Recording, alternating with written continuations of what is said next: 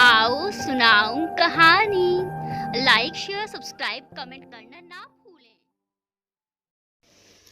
आप देख रहे हैं कमबख्त इश्क भाग 1।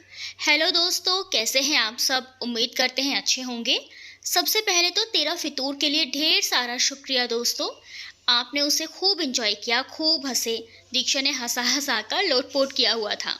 अभी भी कोई सीन याद आ जाता है तो हंसी आ जाती है। खैर, हर कहानी की अपनी एक खासियत होती है।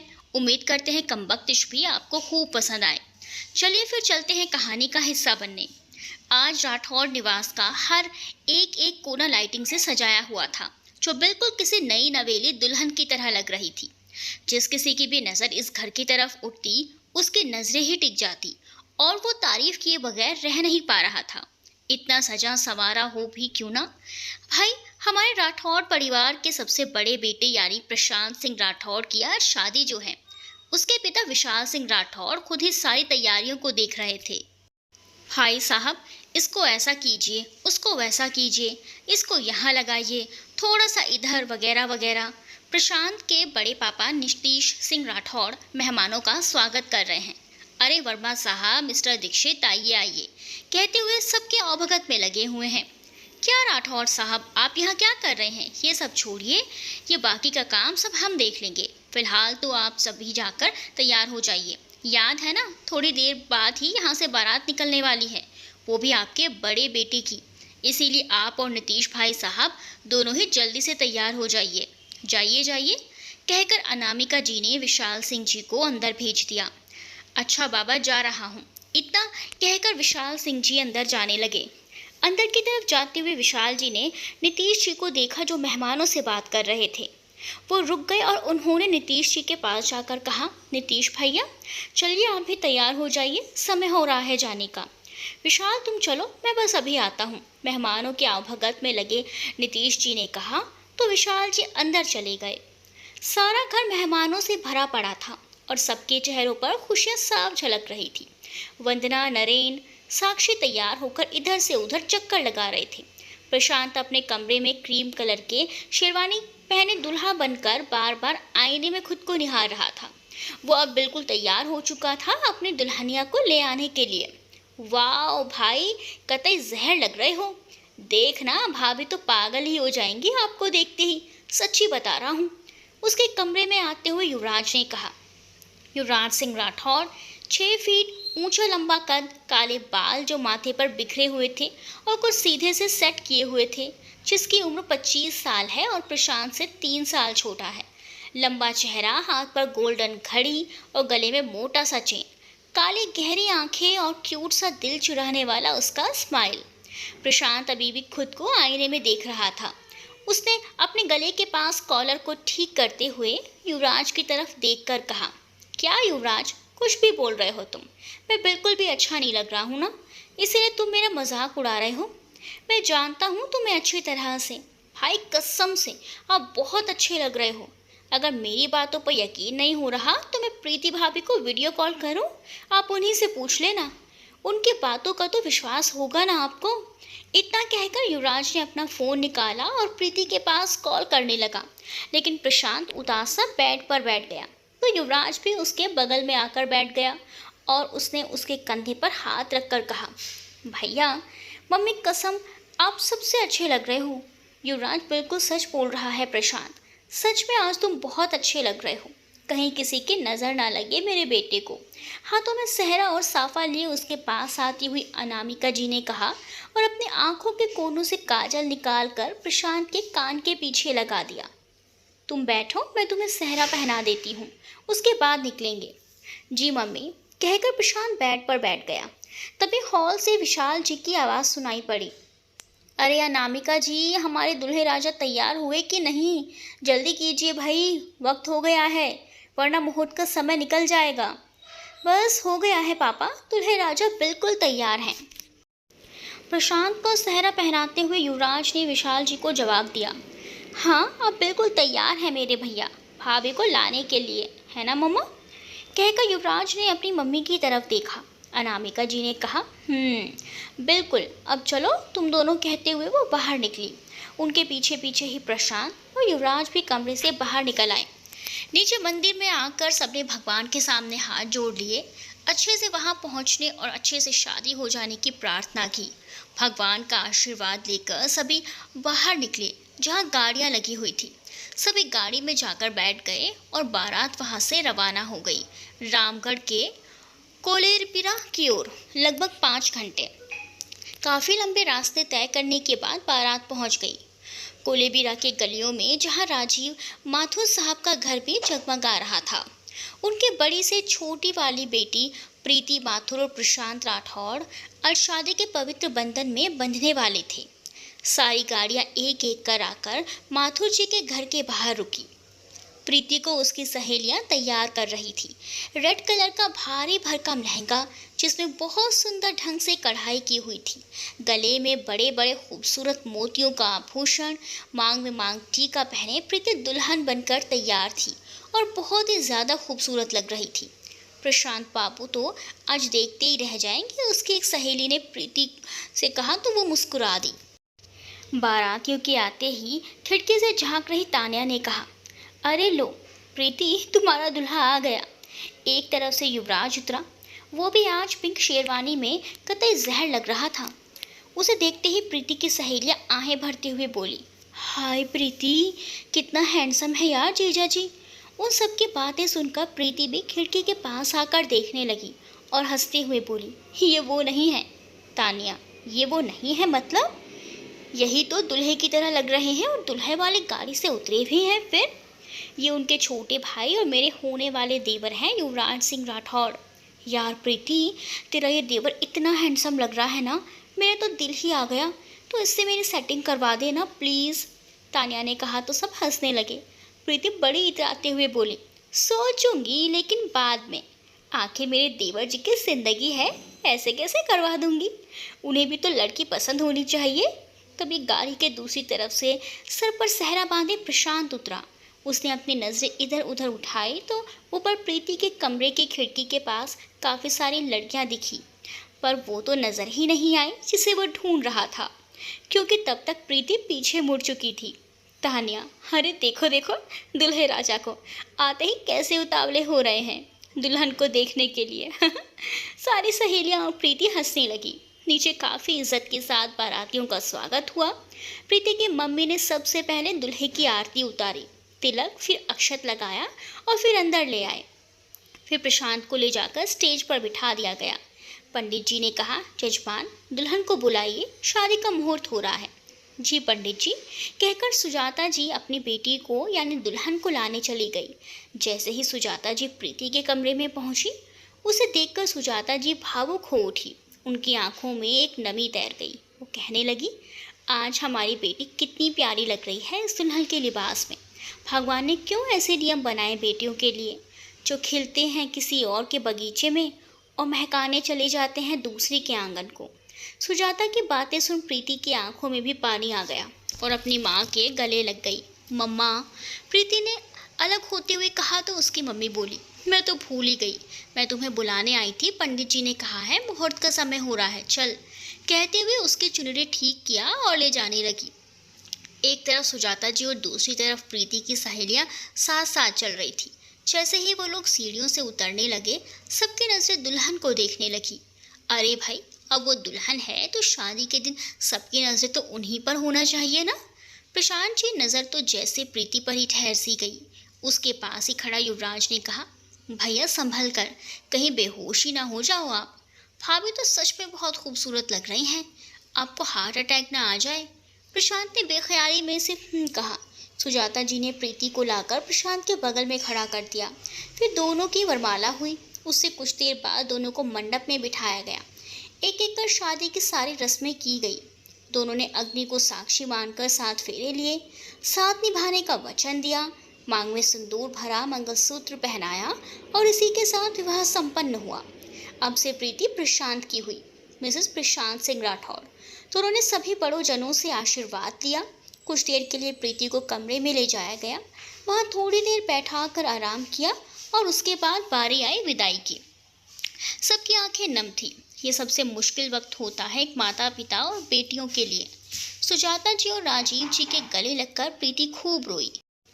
उसके पिता ने खुद को संभालते हुए अपनी बेटी का हाथ प्रशांत के हाथों में देकर बोले, बेटा, आज से मैं अपनी बेटी तुम्हारे हवाले कर रहा हूँ, इसका ख्याल रखना। और हाथ जोड़ते हुए विशाल जी और अनामिका जी से कहने लगे, अगर मेरी बेटी कोई गलती करे तो कृपया नादान समझकर माफ़ कीजिएगा उसकी गलतियों को। विशाल जी, अरे समधी जी, अब ये सिर्फ आपकी नहीं हमारी भी बेटी है, आप फिक्र मत कीजिए, प्रीति हमारे घर बिल्कुल खुश रहेगी। क्यों अनामिका जी? अनामिका जी ने मुस्कुराते हुए कहा, जी बिल्कुल, ये भी कोई कहने की बात है। आप निश्चिंत होकर अपनी बेटी को विदा कीजिए। युवराज ने भी कहा, हाँ अंकल, आप बेफिक्र हो जाइए, हम अपनी भाभी का पूरा मनोरंजन करेंगे और उनका ख्याल भी रखेंगे वहाँ, क्यों है ना साक्षी? साक्षी, बिल्कुल युवराज भैया, आफ्टर ऑल मेरी बड़ी भाभी हैं, कहकर हंसने लगी। सुजाता जी, राजीव जी ने विशाल जी और उनके परिवार को धन्यवाद कहकर प्रीति को गाड़ी में बिठाया और दरवाज़ा बंद कर दिया। रोते हुए उन्होंने अपनी बेटी को विदा किया और वहाँ से बाराती दुल्हन लेकर वापस राठौर निवास के लिए निकल पड़े। आने में भी लगभग उतना ही समय लगा जितना जाने वक्त लगा था। प्रशांत की बुआ घर में ही थी तो उन्होंने बहू के गृह प्रवेश की सारी तैयारी पहले ही की हुई थी। गृह प्रवेश हुआ और उसके बाद की बाकी रस्में भी पूरी हुई और प्रीति को ले जाकर प्रशांत के रूम में बैठा दिया गया। साक्षी, लो भाभी, आ गया प्रशांत भैया का कमरा, जो कि अब से आप दोनों का है। ठीक है, अब हम चलते हैं, कहकर वहाँ से बाहर निकल गई। दूसरे दिन बहू की पहली रसोई थी। सबने प्रीति का बनाया खाना खाया और खूब तारीफ भी की और साथ साथ सबने उसे तोहफे भी दिए। रीना जी ने उसे एक लिफाफा देते हुए कहा, बेटा, और ये हमारी तरफ से तुम दोनों के लिए। उसको खोलकर उसने देखा तो शिमला का टिकट था। प्रीति, लेकिन बड़ी माँ, इसकी क्या ज़रूरत थी? प्रशांत, हाँ बड़ी मम्मी, ऑफिस में भी बहुत काम है अभी। नीतीश जी, अरे बेटा, ऐसा कैसे ज़रूरत नहीं है, अभी कुछ दिन बाहर घूमो फिरो, काम का क्या है, वो तो होते रहेंगे। लेकिन इसके बाद प्रशांत कुछ कहना। नीतीश जी ने कहा, लेकिन अगर किंतु परंतु कुछ नहीं, अब बस जाने की तैयारी करो, समझे? विशाल जी, हाँ बेटा, नीतीश भैया बिल्कुल ठीक कह रहे हैं। अब इससे आगे दोनों ने कुछ नहीं कहा और अगले दिन दोनों निकल गए शिमला। नमस्ते जानकी आंटी। नमस्ते अंकल, कैसे हैं आप सब? शिप्रा ने उनका हाल चाल पूछा। मनोज जी, हम सब तो ठीक हैं बेटा, तुम बताओ कैसी हो? और आज अचानक से अंकल की याद कैसे आ गई? वरना तो तुम भूल ही गई हमें। अरे नहीं अंकल, ऐसी बात नहीं है। दरअसल अगले महीने से हमारी एग्ज़ाम्स हैं, तो बस उसी की तैयारी में लगे हुए हैं। मनोज जी, अच्छा, वैसे आंटी श्रद्धा कहाँ है? कॉलेज भी नहीं आई 2 दिन से और ना ही मेरा फ़ोन रिसीव कर रही है। अपने कमरे में होगी बेटा, जाओ खुद ही देख लो। ठीक है आंटी, मैं खुद ही मिल लेती हूँ उससे, कहते हुए वो श्रद्धा के कमरे की तरफ गई। अंदर जाकर देखा तो वो हैरानी से देखने लगी। श्रद्धा बेड पर लेटी हुई थी। शिप्रा दौड़कर उसके पास पहुंची और उसको उठाते हुए कहा, श्रद्धा तो ठीक है ना, क्या हुआ तुझे? वो परेशान होते हुए बोली, अरे शिप्रा, तुम कब आई? वो उठते हुए बोले तो शिप्रा ने कहा, मेरी तू रहने दे, अपनी बता क्या हुआ तुझे? उसने उसके माथे को छुआ तो उसे बुखार था। वो कहने लगी, श्रद्धा, क्या तुम मुझे अपना दोस्त नहीं मानती? शिप्रा, तुम ये क्यों बोल रही हो? तुम्हें मैं अपनी दोस्त ही नहीं बल्कि अपनी बहन भी मानती हूँ। अच्छा, तो फिर तुमने मुझे बताया क्यों नहीं कि तुझे बुखार है? बताना तो बहुत दूर की बात, तुम तो मेरे फ़ोन तक रिसीव नहीं कर रही हो। क्यों? अरे बस थोड़ी सी बुखार ही तो है, ठीक हो जाएगी और तू परेशान ना हो, अपनी पढ़ाई पर अच्छे से ध्यान दे, इसीलिए मैंने तुझे नहीं बताया। ओह अच्छा अच्छा, एक तो बहन कहती हो, ऊपर से परेशान होंगी, ये सोचकर बताती भी नहीं। तो फिर तू ही बता, ऐसे दोस्ती का क्या मतलब हुआ?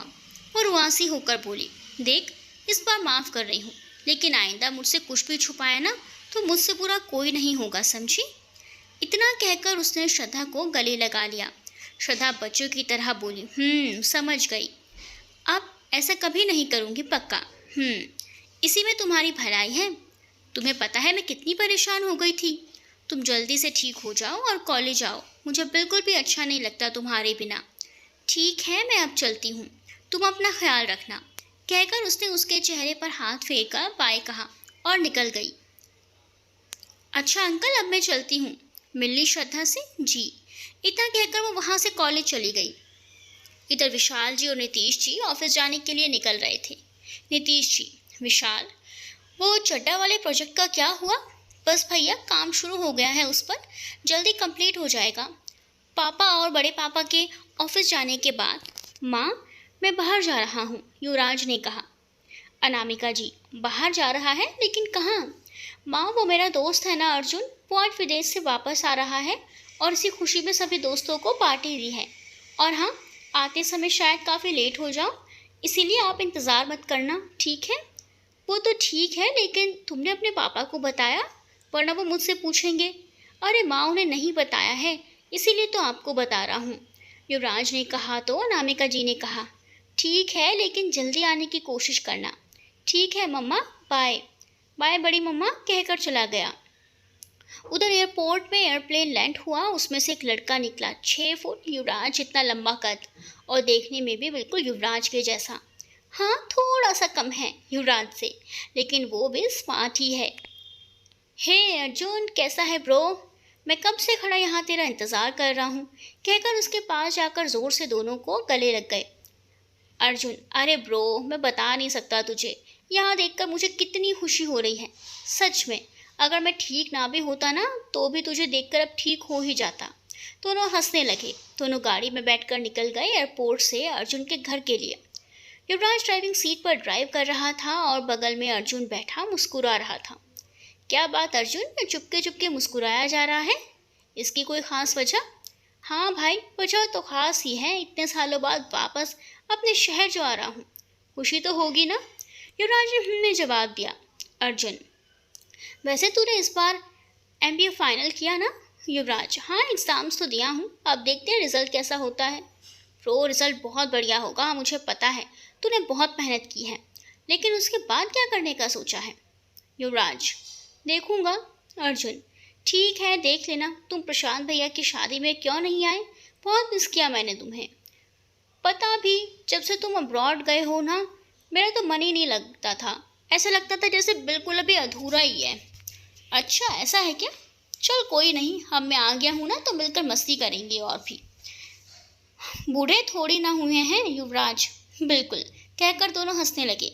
युवराज के घर पहुंचने से पहले ही एक मोड़ आता है, वहां जैसे ही गाड़ी को टर्न किया, एक स्कूटी से टक्कर हो गई। स्कूटी से गिरी लड़की को ज़्यादा चोट तो नहीं आई, लेकिन खूब डांटने लगी। तुम लोगों को दिखाई नहीं देता है क्या? इतनी बड़ी बड़ी आंखें हैं फिर भी कहाँ ध्यान लगा के चला रहे थे? अर्जुन तो बस आंखों से अपना चश्मा निकाल उसे ही देखे जा रहा था, और युवराज, वो भी चुपचाप सुन रहा था। कुछ देर बाद अर्जुन ही बोला, अरे अरे मिस दिव्या, प्लीज़ हमें माफ़ कर दीजिए। वो दरअसल बात क्या है ना, मेरा ये जो दोस्त है ना, थोड़ा कम दिखाई देता है। वो ठीक तो है, लेकिन आपने दिव्या किसे कहा? देखिए, मेरा नाम शिप्रा है, और चूंकि आपके दोस्त ने मुझे टक्कर मारी है, इसीलिए आप मुझसे माफ़ी मांगिए, वरना मैं शोर मचाकर लोगों को इकट्ठा कर लूँगी। फिर आप समझाते रहना उन्हें। समझ में आई बात? छोड़ यार अर्जुन, फालतू में ये लड़की हमारा खुद का समय बर्बाद कर रही है। चल आजा, बैठ, निकलते हैं, युवराज ने झुंझलाते हुए कहा। शिप्रा ने वहीं सामने पड़े एक पत्थर को उठाया और भवें उचकाते हुए कहा, ऐसे कैसे जाओगे मिस्टर? शराफत से कह रहे हो सॉरी, वरना हम गाड़ी का शीशा ही तोड़ देंगे। अर्जुन युवराज के पास आकर उसके बाँह पकड़कर कहने लगा, भाई क्या कर रहे हो? सॉरी बोल देना। सॉरी बोलने से कौन सा आपका कुछ बिगड़ जाएगा, लेकिन अगर आपने माफ़ी नहीं मांगी तो गाड़ी का शीशा ज़रूर टूट जाएगा। देखो कितना बड़ा पत्थर उठाया है उसने। हाँ बेटा, अब समझ में आ रहा है मुझे। लड़के के सामने ना ज़्यादा शरीफ मत बन, समझा? शिप्रा, बोल रहे हो या? अर्जुन, नहीं नहीं, रुको। युवराज, बोल देना यार, देख कितनी सुंदर लड़की है, पत्थर उठाए अच्छी नहीं लग रही, बेचारी का हाथ दुख रहा होगा। तू तो मेरा अच्छा दोस्त है ना, और अच्छा बच्चा भी। बाबू बोल देना सॉरी। ठीक है, बोल रहा हूँ ना, तो ज़्यादा एक्टिंग मत किया कर, समझा? युवराज ने शिप्रा की तरफ मुड़कर कहा, देखिए मिस शिप्रा जी, प्लीज़ हमें माफ़ कर दीजिए, गलती से हो गया ये सब। आप प्लीज़ अब हमारे रास्ते से हटने का कष्ट करेंगी? ठीक है, कहकर उसने हाथ में उठाया हुआ पत्थर फेंक दिया और उसने रास्ते से साइड हो गई। अर्जुन शिप्रा के पास जाकर बोला, थैंक्स मिस शिप्रा, हम पड़े हमारी गाड़ी के ऊपर रहम करने के लिए। वैसे एक और बात, आप काफ़ी सुंदर हैं, इसलिए यूँ किसी से बीच सड़क पर झगड़ा मत किया कीजिए, हमें अच्छा नहीं लगता। ठीक है, अब हम चलते हैं, कहकर गाड़ी में आकर बैठ गया। बड़ा आया एडवाइस देने वाला। ये तो मुझे भी पता है कि मैं सुंदर हूँ, और कौन सा मैं झगड़ा करने के लिए मरी जा रही थी। टक्कर मारकर सॉरी तो बोला जाता है नहीं, मुफ्त की एडवाइस देने चला आया। हाय अम्मा, दर्द कर रहा है, कहते हुए अपने कोहनी को फूंक मारने लगी, क्योंकि थोड़ी चोट लगी थी उसकी कोहनी पर। युवराज ने गाड़ी स्टार्ट कर वहां से आगे बढ़ा दी। अर्जुन शिप्रा को गाड़ी के खिड़की से झांक रहा था, जब तक कि उनकी गाड़ी दूर नहीं निकल गई। शिप्रा भी अपनी स्कूटी खड़ी कर जैसे तैसे वहां से अपने घर चली गई। अर्जुन युवराज के कंधे पर हाथ रखकर कहने लगा, शांत हो जा युवी ब्रो, क्यों इतना गुस्सा कर रहा है? जाने दे ना। तूने देखा नहीं कितनी प्यारी लग रही थी। सोच, अगर तू उसे डांटता या फिर उस पर गुस्सा करता तो क्या अच्छा लगता? नहीं ना, ऐसे में अच्छा नहीं लगता भाई। फूल जैसा उसका खूबसूरत चेहरा मुरझा जाता तेरा गुस्सा देखकर, जो कि मुझसे बर्दाश्त नहीं हो पाता। तू तो जानता है ना। युवराज ने अपने कंधे से अर्जुन का हाथ छिड़क कर कहा, देख, मेरे सामने ना ज़्यादा ओवर एक्टिंग करने की कोई ज़रूरत नहीं है, समझा? और ये तो तूने खुद भी देखा ना कि वो लड़की खुद की गलत डायरेक्शन से आ रही थी। भाई, उस लड़की का नाम है शिप्रा है। क्या है? शिप्रा। कितना प्यारा तो है उसका नाम।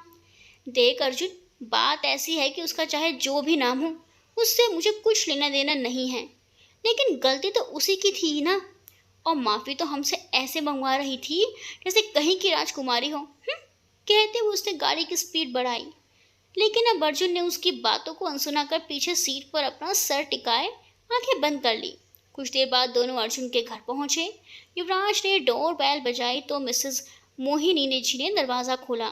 सामने युवराज को खड़ा देखकर हैरानी से पूछने लगी, अरे युवराज बेटा, आज इतने सालों बाद तुम यहाँ? वरना अर्जुन के विदेश जाने के बाद तो तुम आते ही नहीं।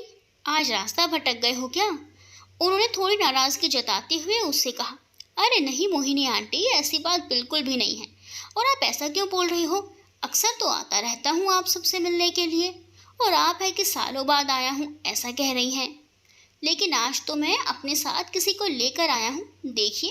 कहते हुए पीछे की तरफ मुड़ा, लेकिन पीछे तो कोई है ही नहीं।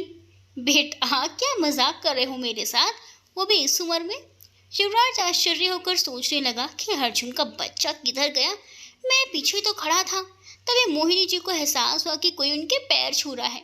मोहिनी जी को पता चल गया कि वो उनका बेटा है। भला एक माँ कैसे नहीं पहचानती, लेकिन फिर भी वो अनजान की तरह बोली, अरे अरे बेटा, कौन हो तुम, और इस तरह क्यों लेटे हो? चलो उठो और सीधे खड़े हो जाओ। क्या माँ, आप तो मेरी इज्जत की वाट लगा रहे हो, वो भी इस युवराज के बच्चे के सामने। अर्जुन ने उसकी तरफ मुंह फुलाकर देखते हुए कहा, तेरी इज्जत करूं वो भी युवराज के सामने? तो ऐसे बोल रहा है बेटा जैसे युवराज कोई अनजान व्यक्ति है और उसे तेरे बारे में कुछ पता ही नहीं है। उन्होंने अर्जुन का कान खींचते हुए कहा, और नहीं तो क्या, मेरे सामने भला तेरी कोई इज्जत है? इस घर में भी तुझसे ज़्यादा मुझसे प्यार करते हैं सब, है ना आंटी? युवराज ने अपना मासूम सा चेहरा मोहिनी जी के आगे कर दिया। मोहिनी जी युवराज के चेहरे पर प्यार से हाथ फेरते हुए बोली, तू तो है ही मेरा प्यारा बच्चा। और अर्जुन की तरफ मुड़कर बोली, और एक तुम हो, जब तुम सिंगापुर से वापस आ रहे थे तो हमें बताया क्यों नहीं? फिर रुआसी होकर उसके गालों को छूते हुए बोली, इकलौते बेटे हो तुम हमारे, हर वक्त फिक्र लगी रहती है। मुझे भी पता है, एक हफ्ते से तुझे फ़ोन कर करके थक चुके हैं, तेरा फ़ोन ही नहीं लग रहा। कितना परेशान हो गए हैं हम। ऊपर से तेरे पापा ने तो टेंशन के मारे पूरा घर सर पर उठा रखा है। बेटा, कम से कम एक बार तो फ़ोन या मैसेज करके बता देना चाहिए था ना तुम्हें कि आ रहे हो। बेवजह हम इतने परेशान ना होते। सॉरी मॉम, मैं तो बस आप सबको सरप्राइज़ देना चाहता था, इसीलिए नहीं बताया। सिवाय अर्जुन के। अर्जुन ने अपनी मम्मी को गले लगाते हुए कहा, अच्छा अच्छा ठीक है, बहुत थक गया होगा, जाओ अपने कमरे में जाकर फ्रेश हो लो, तब तक मैं कुछ खाने के लिए बना देती हूँ, उसके बाद आराम करना।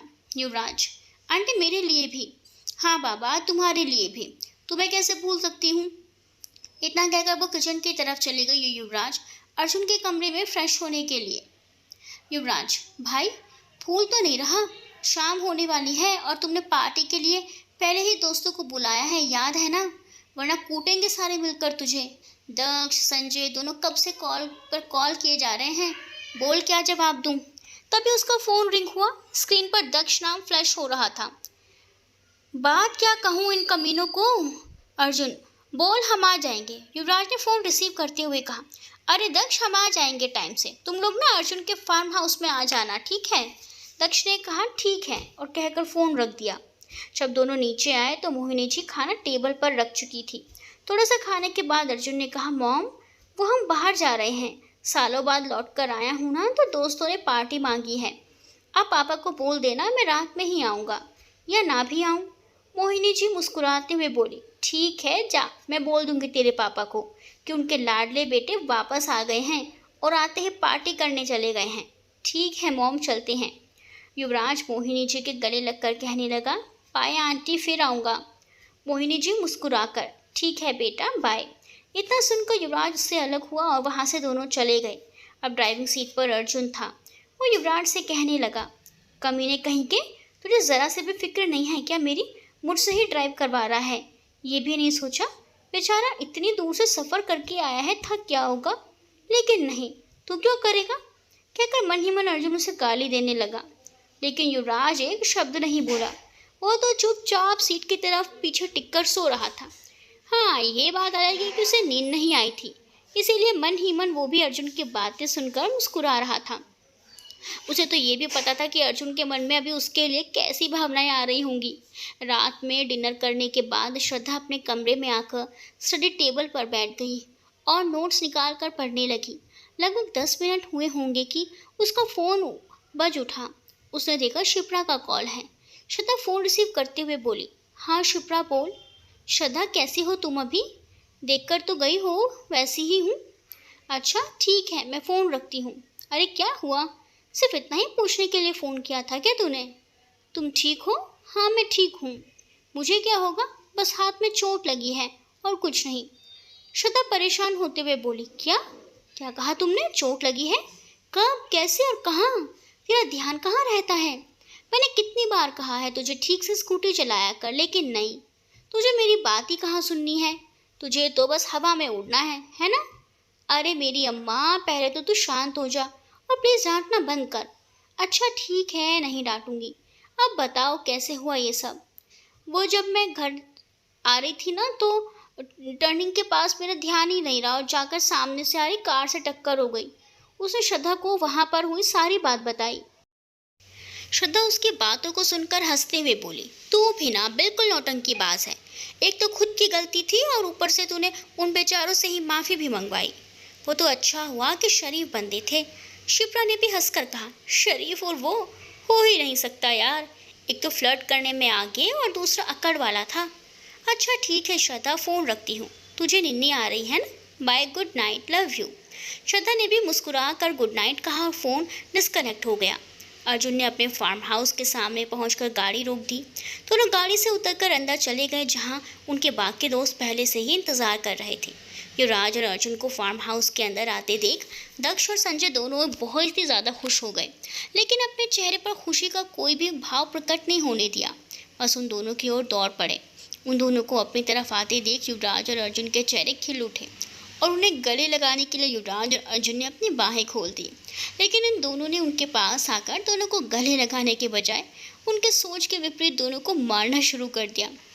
अबे सालो, तुम लोग दोस्त हो या कोई दुश्मन जो आते इस तरह से हमला कर रहे हो? जान लेने के इरादे से मिलने बुलाया है क्या? संजय, अरे तुम्हारे ही दोस्त हैं भाई, और दोस्त होने के नाते हमारा ये फ़र्ज़ बनता है कि हम तुम्हारी अच्छे से खातिरदारी करें, तो बस इसीलिए हम वही कर रहे हैं। क्यों दक्ष? बिल्कुल, दक्ष भी उसकी हाँ में हाँ मिलाते हुए कहने लगा। युवराज, चलो अर्जुन को पीट रहे हो, ठीक है, ये तो सब समझ में आ रहा है कि अब वो सिंगापुर जाने के बाद हम सबको बिल्कुल याद नहीं करता था, लेकिन भाई मुझे क्यों मार रहे हो? मैंने क्या किया? कम से कम पहले तो बता दो।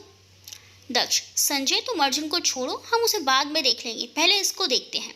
अब दोनों अर्जुन को छोड़ युवराज की तरफ झपट पड़े। संजय युवराज के ऊपर चढ़कर कहने लगा, हाँ भाई, अब बोल, क्या पूछ रहा था? यही कि मुझ पर क्यों टूट रहे हो दोनों? मैंने क्या किया है? मारना है तो अर्जुन को मारो ना, हमें छोड़कर सिंगापुर ये गया था, मैं नहीं। दक्ष, इसीलिए ही तो तेरी खातिरदारी कर रहे हैं। देख, अर्जुन तो गया हुआ था विदेश, लेकिन तुम तो यहीं थे ना, तो फिर हमसे मिलने क्यों नहीं आते थे, नहीं फ़ोन पर बात करते थे? क्या सिर्फ तुम अर्जुन ही तुम्हारा दोस्त है? हम दोनों ने कितना मिस किया तुझे पता भी है। अर्जुन से भी तुझसे ज़्यादा मिस याद करते थे। क्या भूल गया कॉलेज में हमारी दोस्ती कैसी थी। मैं, संजय, अर्जुन और तुम हमेशा साथ साथ रहते थे, एक दूसरे के लिए सबसे लड़ पड़ते थे। हाँ, माना कि अर्जुन से तुम्हारे हमसे भी ज़्यादा गहरी दोस्ती है, लेकिन भाई हम भी तो तुम्हारे ही दोस्त हैं ना। एक ही शहर में रहकर 1 साल 8 महीने बाद मिल रहे हैं। कहते हुए दक्ष की आंखें भर आई। युवराज, संजय समझा अपने भाई को, देख लड़कियों की तरह कैसे इमोशनल हो रहा है। संजय, भाई अब मैं क्या ही समझाऊं इसको, सही तो कह रहा है दक्ष। अर्जुन के विदेश जाने के बाद तो तुमने हमें भी याद नहीं किया कभी, जैसे हम तुम्हारे कुछ लगते ही नहीं। युवराज ने दोनों को अपने गले लगाकर कहा, ऐसी बात नहीं है यारो, मुझे भी याद आती थी तुम दोस्तों की, लेकिन मैं उस वक्त बस अपनी पढ़ाई पर ध्यान देना चाहता था, इसीलिए कभी फ़ोन या मैसेज के बारे में ख्याल ही नहीं आया, सॉरी। अर्जुन जो कब से बस उन्हें देख रहा था, अब उसे नहीं रहा गया, तो जाकर पीछे से युवराज के को गले लगाते हुए कहा, अबे मैं भी हूँ सालो, और तुम लोग मुझे गले लगाने के बजाय उल्टा तुम लोग मेरी तरफ ध्यान ही नहीं दे रहे हो। चलो अब सब अलग होकर बैठ कर आज बियर पीते हैं। सब क्या बोलते हो। अर्जुन की बात सुनकर सब मुस्कुराते हुए एक दूसरे से अलग हुए और सोफे पर बैठ गए। उसे 4 बोतल बियर मंगवाई, साथ में खाने के लिए भी। ऐसा बिल्कुल भी नहीं है कि सब शराबी हैं, बस कभी कभी खुशियों के पल में थोड़ी सी पी लिया करते हैं, और जब दर्द बर्दाश्त के बाहर हो तब। और अभी तो दोस्त लौट कर आया है, इसीलिए इतना सा बनता है। युवराज ने बोतल का ढक्कन खोलते हुए कहा, चलो कंपटीशन करते हैं, आज देखते हैं कौन पहले खत्म करता है। संजय, दक्ष बोले, हाँ हाँ चलो हो ही जाए, क्या बोलते हो युवराज, कहकर उसकी तरफ देखने लगे। यार बहुत दिन हो गए हैं, हाथ तक नहीं लगाया हूँ, अगर चढ़ गई तो मुझे भी नहीं पता क्या करता फिरूं। तीनों युवराज की तरफ देखकर हंसने लगे, जैसे उसका मजाक उड़ा रहे हों। अर्जुन ने कहा, अरे रहने दे भाई, क्यों झूठ बोल रहा है, सच बोल कि पीने से पहले ही हार गए हो या पीना ही नहीं चाहते, क्योंकि ये तो हमें भी पता है कि तुझे जल्दी चढ़ती नहीं है और ये बहुत कम है। यार वो तो तब की बात है, लेकिन अब अगर चढ़ गई तो क्या यहीं पर सो जाना, कहकर अर्जुन ने पूरी बोतल ही उसको पिला दी और दूसरा खुद पीने लगा। दक्ष और संजय भी अपनी बोतल खाली करने लगे। शिवराज श्रद्धा से बात करने के बाद स्टडी टेबल पर बैठकर अपनी बुक पढ़ रही थी। उसका इस साल फाइनल ईयर का एग्ज़ाम था और वो इसमें बेहतर करना चाहती थी, इसलिए पूरी शिद्दत से अपनी पढ़ाई कर रही थी। लेकिन उसे नोवेल पढ़ना बहुत अच्छा लगता था, इसलिए कभी कभी वो पढ़ भी लेती थी। काफ़ी देर बाद उसने अपनी किताबों से ध्यान हटाकर एक नोवेल की किताब निकाली और पढ़ने लगी। उसे वो कहानी बहुत अच्छी लग रही थी। अब प्रेम कहानियाँ हों और उसमें प्यार ही प्यार हो तो भला किसे अपनी ओर आकर्षित नहीं करती, इसीलिए वो भी उस किताब को एक एक पन्ने में डूबती चली गई। अक्सर ऐसा ही होता है, जब हम कोई लव स्टोरी पढ़ते हैं तो कहीं ना कहीं पर खुद की भी झलक उस कहानी में देखते हैं और पन्नों को पलटते हुए समय का पता ही नहीं चलता। अर्जुन संजय के कंधों पर हाथ रखकर कहने लगा, अब बताओ तुम दोनों भाई, क्या चल रहा है तुम्हारी ज़िंदगी में आजकल, सेट हो चुके हो या कुंवारे हो अभी तक। दक्ष, अभी तक तो आज़ाद ही हैं, क्योंकि अगर हम सेटल हो चुके होते तो इतनी रात गए यहाँ तुम्हारे साथ इस फार्म हाउस में, वो भी नशे की हालत में नहीं होते, समझा। क्यों युवराज। युवराज ने दक्ष की इस तरफ की बातें सुनकर हंसते हुए कहा, अरे यार मुझे कैसे पता होगा, मैंने थोड़ी ना शादी की हुई है जो मुझे पता होगा। संजय, हाँ तेरी कौन सा शादी हुई है, ऊपर से कोई गर्लफ्रेंड भी नहीं होगी तेरी, तो कहाँ से कुछ पता होगा तुझे। यार कितनी डिमांडिंग होती है गर्लफ्रेंड और बीवियाँ, हर चीज़ में रोक टोक करती रहती हैं, यहाँ मत जाओ वहाँ मत जाओ, ये करो तो वो मत करो, वगैरह वगैरह।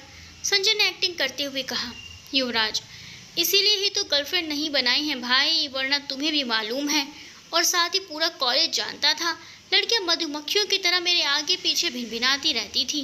अभी भी वो लड़कियाँ मेरी झलक पाने को तरसती होंगी, लेकिन मुझे इन सब में कोई दिलचस्पी कभी नहीं रही, ना ही अभी है। मैं बस अपनी लाइफ को खुलकर एंजॉय करना चाहता हूँ। अर्जुन, हाँ सबको पता है, वो मेरा याद है ना संजय। हाँ वो तो कुछ ज़्यादा ही भिनभिनाती थी हमारे युवराज के सामने, लेकिन इसने तो कभी उसे भाव ही नहीं दिया कि अगर कॉलेज के दिनों को सब याद कर हंसने लगे। किस तरह मीरा, जो उनकी ही क्लासमेट थी और दोस्त भी थी, हर वक्त बस युवराज से चिपके रहने की कोशिश करती रहती थी।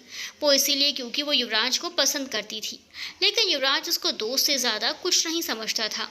हाँ, खूबसूरत वो भी है, लेकिन सिर्फ खूबसूरत होने से प्यार तो नहीं हो सकता ना। दक्ष: हाँ भाई, है तो एक अच्छी लड़की, लेकिन तुम दोनों की तरह ही वो भी कॉलेज खत्म होते ही कहीं गायब सी हो गई। कभी मुलाकात ही नहीं हुई उससे। तुम्हें बताया था क्या उसने गायब होने से पहले, या कोई खबर हो उसके बारे में? अर्जुन: नहीं यार, मुझे तो नहीं बताया। शायद युवराज को कुछ पता हो। सब युवराज को देखने लगे तो उसने जवाब दिया: अरे नहीं यार, मुझे भी कुछ नहीं बता कर गई, और कॉलेज खत्म होने के बाद से ही ना मैंने कभी उसे कांटेक्ट करने की कोशिश करी। संजय: अच्छा वो सब छोड़, हम दोनों ये बता रहे थे कि हमारी आज़ादी कुछ दिनों बाद छीनने वाली है। उसने उदास होने का नाटक करते हुए कहा। युवराज और अर्जुन ने हैरान होकर एक दूसरे की तरफ देखा और संजय की ओर देखकर एक साथ कहा, क्या सच्ची? और कब? संजय और दक्ष ने एक साथ कहा। युवराज: कब है शादी? दक्ष: अगले महीने 5 फरवरी को, और तुम सबको आना है।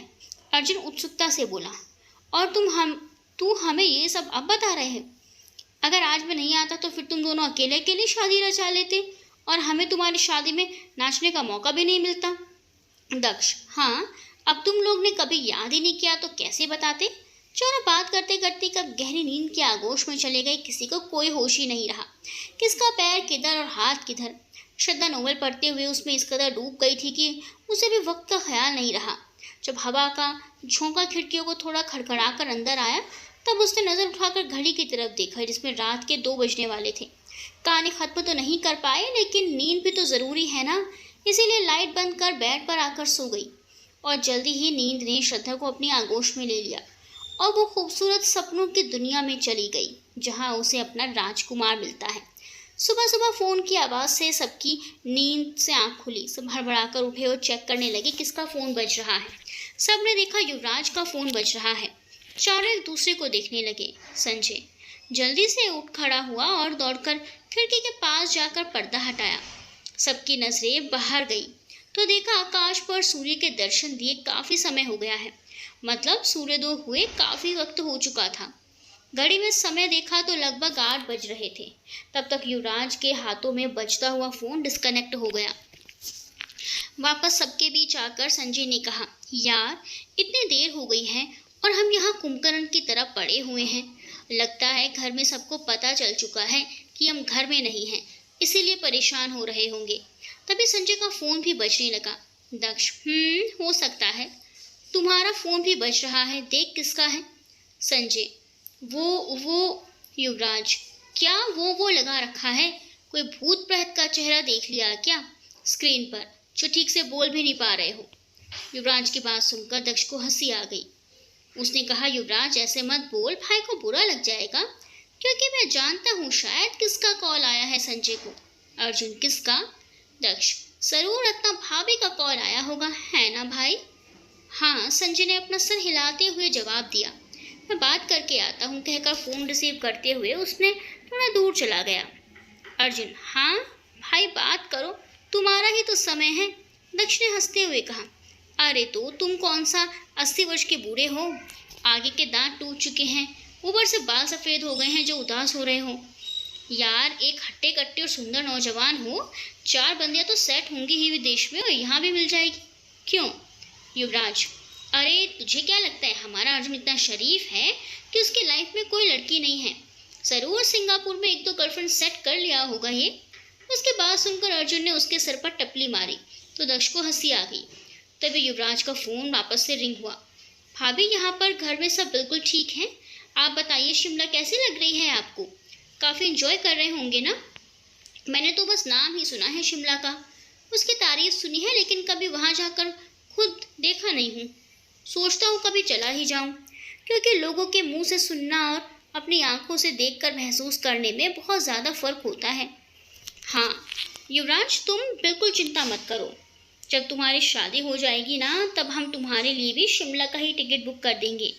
क्या बोलते हो? खूब अपनी आंखों से दीदार कर लेना। कभी अपनी बीवी को तो कभी इन शिमला की वादियों को कहकर प्रीति और प्रशांत हंसने लगे। युवराज भी हंसकर कहने लगा, बीवी को देखूं ना देखूं भाई, लेकिन वादियों को तो ज़रूर देखूंगा। नहीं कर पाएगा मेरे भाई, क्योंकि जब बीवी सामने हो ना तो कहीं और नज़र जाती ही नहीं। प्रशांत बड़े ही प्यार से बेड पर बैठी प्रीति को देखते हुए बोला, वैसे तुम कहाँ हो? मैंने घर में कॉल किया था, माँ ने बताया तुम घर पर नहीं हो। वो भैया मैं अर्जुन के साथ तो बाकी दोस्त भी हैं। प्रशांत, अर्जुन कब आया वापस? कल ही आया है भैया, और रात भर यहीं पर अपने फार्म हाउस में हमारे साथ रहा। आने के बाद अपने घर वालों से भी ठीक से नहीं मिला है। प्रशांत, अच्छा। सुन, मैं तुमसे कुछ कहना चाहता था। हमारा एक बिजनेस डीलर है मिस्टर दीक्षित, और आज उनकी मैरिज एनिवर्सरी है और हमें भी इनवाइट किया है। मैंने पापा को बताया, लेकिन उन्हें भी कुछ इम्पोर्टेंट मीटिंग के लिए जाना है, इसीलिए नहीं आ पाएंगे। और मैं तो यहाँ हूँ, कैसे जाऊँ? अगर कोई नहीं गया तो उन्हें बुरा लग जाएगा। काफ़ी अच्छा संबंध है हमारा उनके साथ, इसीलिए मैं कह रहा था तुम चले जाना हमारी तरफ से। भैया लेकिन मैं वहाँ जाकर क्या करूँगा? दीक्षित साहब मुझे थोड़ी ना जानते हैं, तो पहचानेंगे कैसे कि मैं आपका भाई और मिस्टर राठौड़ का बेटा हूँ? मैं बता दूँगा, तो टेंशन मत कर, बस शाम को चले जाना पार्टी में, ठीक है? ठीक है भैया, ओके बाय। आप जल्दी से वापस आ जाओ, कहते हुए फ़ोन काट दिया। कुछ देर बाद सभी वहाँ से निकल गए।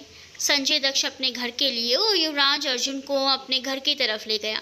आज श्रद्धा की तबीयत बिल्कुल ठीक हो गई थी, इसलिए वो कॉलेज जाने के लिए तैयार हो रही थी कि तभी उसके कानों में ज़ोर ज़ोर से स्कूटी की हॉर्न सुनाई दी। वो अपने में ही बड़बड़ाने लगी, ये लड़की बिना कितनी पागल है, ऐसे कौन हॉर्न बजाता है भला? एक दिन इसकी आवाज़ सुन सुनकर कहीं मेरे कान ही ना फट जाएं। आ रही हूँ कहकर वो दौड़ते हुए सीढ़ियों से नीचे उतरने लगी। घर के बाहर सब शिप्रा की हरकत पर मुस्कुरा रहे थे, क्योंकि ये सिर्फ आज ही का नहीं, बल्कि वो तो रोज़ इसी तरह से करती है। श्रद्धा के छोटे भाई हर्ष ने कहा, शिप्रा दी आप हर रोज़ इस तरह से हॉर्न क्यों बजाती हो? हल्का सा बजाओगी तो भी श्रद्धा दीदी को सुनाई देगी, उसके कान खराब नहीं हुए हैं। लेकिन आपकी ऐसी आदत रही ना तो एक दिन हम सब बहरे ज़रूर हो जाएंगे। शिप्रा बस मुस्कुरा दी उसकी बात सुनकर। श्रद्धा बाहर आकर शिप्रा से कहने लगी, यार शिप्रा, तुम बार बार दुनिया वालों के सामने क्यों खुद को पागल साबित करने पर तुली हुई हो? हमें और तुम्हारे घर वालों को तो पता ही है कि तू पागल है, लेकिन क्या दुनिया को भी ये बात बताना ज़रूरी है? शिप्रा दांत दिखाते हुए बोली, बहुत ही वाहियात किस्म का जोक मारा तुमने, लेकिन मुझे बिल्कुल भी हंसी नहीं आई। लेकिन हंसने के लिए मैंने कोई जोक तुम्हें सुनाया ही नहीं, बल्कि मैंने तो तुम्हें तुम्हारी सच्चाई बता रही हूँ। ओ मेरी माँ, बस कर, मेरी सच्चाई से अवगत कराना। मुझे मेरे बारे में सब पता है, समझी? लेकिन अगर अब तुम जल्दी से नहीं बैठी ना तो सच्ची बता रही हूँ, सच में पागलों वाली हरकतें करने लगूंगी, फिर मत कहना मुझे। श्रद्धा ने झट से उसके पीछे बैठते हुए कहा, नहीं नहीं, फिर से शुरू मत हो जाना, बैठ रही हूँ। बैठ गई ना? हाँ, अब चल, और प्लीज़ आहिस्ता ही चलाना। अरे यार तू इतना डरती क्यों है? मैं हूँ ना, कहते हुए उसने स्पीड बढ़ा दी। श्रद्धा मन में बोली, तुम चलाती हो इसीलिए तो डर लगता है, पता नहीं कब कौन सा पल तू आखिर ही कर दे। तुमने कुछ कहा श्रद्धा? नहीं तो तुमने कुछ सुना क्या? शायद तेरे कान बज रहे हैं। शिप्रा ने अब कुछ नहीं कहा, बस चुपचाप स्कूटी चलाने लगी। शिमला। प्रशांत आईने के सामने खड़े होकर अपने बाल बना रहा था और प्रीति बेड पर बैठकर प्यार से उसे देख रही थी। जब प्रशांत ने आईने में उसे खुद को देखते हुए पाया तो उसने इशारे से पूछा, क्या हुआ? लेकिन वो जवाब भी नहीं दे रही थी, शायद किसी ख्याल में डूबी हुई थी। प्रशांत हेयर स्टाइल करके पलटकर प्रीति के पास गया और उसके एकदम करीब जाकर बैठ गया। तब वो अपने ख्यालों की दुनिया से वापस लौटी और प्रशांत को इतना करीब देखकर हड़बड़ा गई और नजरें इधर उधर करने लगी। लेकिन प्रशांत ने उसकी ठोड़ी पकड़ वापस अपनी तरफ किया और प्यार से कहा, क्या हुआ प्रीति जी, अब आप नजरें क्यों चुरा रही हैं? मैं तो आपका काम आसान कर रहा हूँ। प्रीति को कुछ समझ नहीं आया। आसान कर रहे हैं, लेकिन कौन सा काम? मैं तो कोई काम नहीं कर रही थी। अच्छा, तो फिर मुझे निहारने का काम, और कब से जो मेरे ख्यालों में खोए रहने का काम, वो कौन कर रही थी? अब जाकर उसे एहसास हुआ कि प्रशांत किस बारे में बात कर रहे हैं। प्रीति अब कुछ कह नहीं पाई, बस शर्माई और मुस्कुराते हुए उसके सीने से लग गई। प्रशांत, हम कल घर वापस लौट रहे हैं ना? क्यों? नहीं जाना चाहती हो क्या? प्रीति कुछ नहीं बोली तो प्रशांत शरारत में दोबारा कहने लगा, अगर तुम्हारा मन नहीं कर रहा जाने का तो कह सकती हो, शर्माने की ज़रूरत नहीं है। सच कहूँ तो मुझे भी जाने का मन नहीं कर रहा यहाँ से। मैं क्या कह रहा हूँ प्रीति, चलो हम दोनों ये सेटल हो जाते हैं, क्या कहती हो? रुको मैं मम्मी पापा से बात कर लेता हूँ, कहकर प्रशांत छूट ही फ़ोन लगाने लगा। थक, इतना कहकर उसने प्रशांत के हाथ से फ़ोन ले लिया।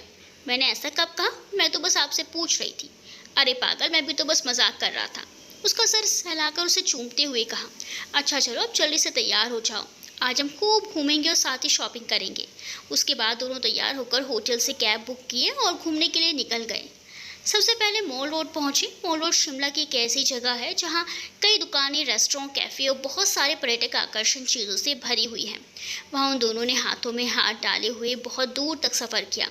एक से बढ़कर एक खूबसूरत चीज़ों को करीब से देखा। मॉल रोड से शिमला की खूबसूरती को काफ़ी देर तक निहारा। खूब मस्ती की उन्होंने, बहुत सारी शॉपिंग भी की और उसी कैब से वापस लौट गए। श्रद्धा किसी सोच में गुम होकर अपने कमरे में अंदर बैठी हुई थी कि उसके फ़ोन पर काव्या का कॉल आया। वो कॉल रिसीव करते हुए आराम से बोली, क्या है काव्या, अब क्या बोलने के लिए कॉल किया है? कितनी बार तो कह चुकी हूँ मैं शिप्रा के साथ ज़रूर आऊँगी। ठीक है, अब प्लीज़ दोबारा कॉल मत करना, वरना मैं बता रही हूँ तुम्हें फ़ोन के अंदर घुसकर तेरा गला दबा दूँगी, समझी? वो गुस्से से बोली। लेकिन जब से श्रद्धा कॉलेज से लौटी थी तब से काव्या फ़ोन करके बार बार पूछ रही थी, तुम आओगी या नहीं, तुम आ रही हो ना? काव्या, अच्छा अच्छा बाबा नाराज़ मत हो, अब मुझे पूरा विश्वास हो गया है कि तुम दोनों ज़रूर आओगी। अब फ़ोन नहीं करूँगी पक्का। ठीक है, कर लो थोड़ी देर बाद। बाय कहकर उसने फ़ोन रख दिया। श्रद्धा बड़बड़ाने लगी, कैसे दोस्त है ये, मतलब एक बार कह तो दिया है कि हम आ रहे हैं, लेकिन नहीं, जब तक 20 बार पूछ ना ले इसे तो यकीन ही नहीं होता, परेशान करके रख दिया है। युवराज और अर्जुन उसके फार्म हाउस से पहले राठौड़ निवास गए। उसके पहुंचते ही उसकी बड़ी माँ रीना जी ने कहा, अरे युवराज बेटा, तुम कहाँ गए थे? रात भर गायब रहे और हमें बताया भी नहीं। वरना तो तुम सारी चीज़ें अपनी बड़ी मॉम को बताती हो। तुम्हें पता भी है तुम्हारे पापा और बड़े पापा सुबह पूछ रहे थे तुम्हारे बारे में। कह रहे थे इतना बड़ा हो गया है लेकिन जिम्मेदारी नाम की कोई चीज़ ही नहीं है। कब से कहते हैं ऑफिस जाया कर, कुछ देख ले, कुछ सीख ले, लेकिन नहीं। पता नहीं जनाब कहाँ घूमते रहते हैं। कहकर रीना जी ने युवराज की तरफ देखा, फिर दोनों हंसने लगे। अर्जुन ने वहाँ पर मौजूद सभी को नमस्ते किया तो बुआ ने कहा, आओ बेटा बैठो, जैसे बहुत दिनों बाद इस घर में दर्शन दिए हो। कहाँ थे इतने महीने? वो बुआ जी, मैं अपनी पढ़ाई पूरी करने विदेश चला गया था, कल ही वापस आया हूँ। युवराज कल मुझसे मिलने आया था। विदेश क्यों? हमारे देश में पढ़ाई नहीं हो क्या जो दूसरे देश गए हो? क्या कमी है यहाँ पढ़ाई में? युवराज ने तो यहीं से अपनी पढ़ाई पूरी कर ली। आजकल के बच्चे ना अपने देश, अपनी संस्कृति, हर चीज़ को छोड़कर दूसरे देश चले जाते हैं और उन्हीं लोगों की तरह व्यवहार भी करते हैं। अच्छा हुआ हमारा युवराज बिटवा ना ही गया। युवराज और अर्जुन एक दूसरे को देखने लगे। अब क्या बताए बुआ जी को? युवराज ने कहा, मैं मॉम के कमरे में जा रहा हूँ, थोड़ी देर आराम कर लूँगा। अर्जुन तुम भी चलो, कहकर दोनों वहाँ से चले गए। बुआ जी की बातें सुनकर रीना जी बोली, ऐसी बात नहीं है दीदी, हर कोई विदेश के रंग में नहीं रंगता। आपने अर्जुन को देखा ना, अभी तक अपने संस्कारों को भूला नहीं है। हाँ, कहकर बुआ जी वहाँ से अंदर चली गई। ऊपर कमरे में युवराज इधर से उधर चक्कर काट रहा था कि एनिवर्सरी में क्या गिफ्ट लेकर जाए मिस्टर एंड मिसेस दीक्षित के लिए। वो कभी किसी की एनिवर्सरी पार्टी में नहीं गया था। उसने जल्दी में एक नंबर डायल कर किसी को कॉल लगाया, तभी श्रद्धा का फ़ोन दोबारा बजा। उसे अब काव्या पर गुस्सा आने लगा। बिना स्क्रीन पर नंबर देखे बड़बड़ाई, काव्या के बच्चे तो, कहते हुए उसने फ़ोन रिसीव किया और उधर से बोलने का मौका दिया भी नहीं, प्यार से बनावटी बोलने लगी, हेलो मेरा बच्चा, तुम इतना बेकरार क्यों हो हमसे मिलने के लिए? कुछ घंटे पहले ही तो मिले थे ना, मन नहीं भरा? मेरी जान थोड़ा इंतज़ार कर लो, शाम को हम आ रहे हैं। प्लीज़ अब दोबारा कॉल मत करना, वरना, कहकर उसने खुद ही फ़ोन डिस्कनेक्ट कर स्विच ऑफ कर लिया और लेट गई। उधर युवराज ने जब किसी लड़की की आवाज़ सुनी तो वो और भी इस तरह तो वो दंग रह गया।